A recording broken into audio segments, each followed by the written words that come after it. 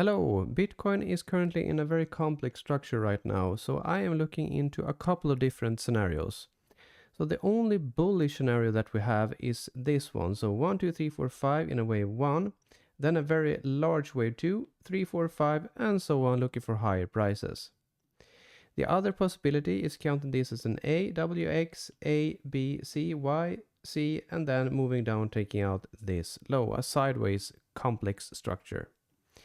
The other possibility is counting it as a wave W, X, Y into a wave A, and then we are looking for a wave B, minimum target here, for a regular flat or expanded flat, and then wave C for a B, and then we are moving down, taking out this low. The other possibility is counting it as a wave A, B, here a W, X, A, B, C, B, C, and then taking out this low.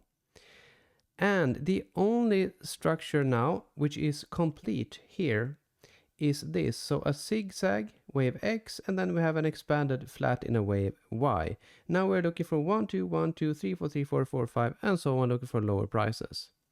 So the probabilities of this impulse here doesn't count very great as an impulse, but we use it for wave A's in the other scenarios. So we have to use what we have, but it doesn't count great with some guidelines breaking some channeling techniques, but it is what it is.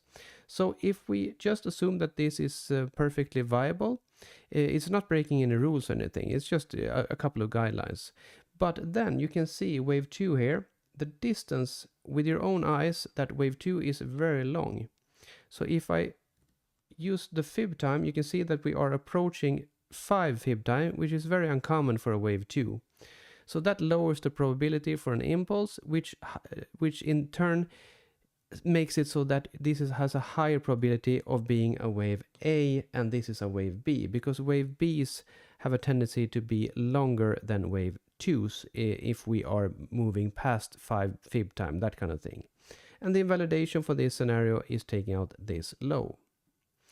Then if we are moving on to this, so A, W, X, A, B, C, basically complex structure, and the only reason why this needs to be a triangle is because this move down does not count well as an impulse. We are breaking some guidelines moving down, so this basically needs to be a triangle here. Then we are moving down into wave B, and mind you that wave B needs to be at least 90 fib percent here, and it is very common as well that it is taking out this low. So we don't need to be finished just because we take out this low. We could be in a wave B if this scenario holds, and afterwards we move up in a wave C, and then we move down again, taking out this low. So yeah, keep in mind that. Then the leading diagonal, so WXA, and then we have A here, and then ABC in a wave B. So this is the first impulse of a zigzag. So A and then ABC in B, and then we have a wave C. So basically we need this ABC. This cannot move beyond 161.8.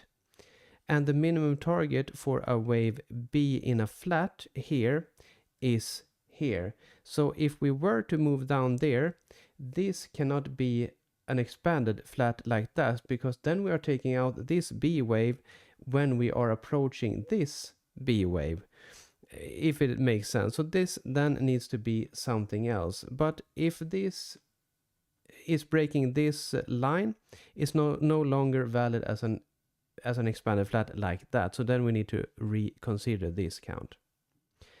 And this, so AWX, ABC in a wave B, and then moving up C, and then moving down. The only issue with this count having a zigzag like this is the rule of alternation, or the guideline of alternation in Elliott waves, saying that wave A and wave C usually is not the same structure. And we already have a leading diagonal here, which is very uncommon in itself, And also we need to count this as an ending diagonal.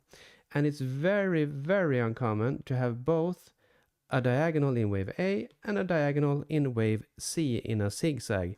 So that lowers the probability for this significantly. And then we have this, so W, X, Y, and then 1, 2, 1, 2, 3, 4, 3, 4, 4, 5, and so on. This has also the same issues as the one before, because of this having a leading diagonal and then 2, and then we have a 1, 2 with also a leading diagonal, which is very, very uncommon. It can happen, absolutely, but it's very uncommon. So the probabilities are leaning towards some sort of a sideways structure like this. And it's very important to have patience now and wait out the market to have a clear move, because as I mentioned, this doesn't count well as an impulse. It counts better as a 3-wave. And if it counts better as a 3-wave, it's a higher probability that it's not really finished yet. So you usually finish structures with an impulse and that kind of thing. So yeah, patience is key here. I hope that you liked this video, because it's quite complicated and technical, but yeah, this is what I am looking into. If you found this analysis helpful, feel free to subscribe. And you can also find Elliott Wave resources at mellantrading.com. I'll see you in the next one.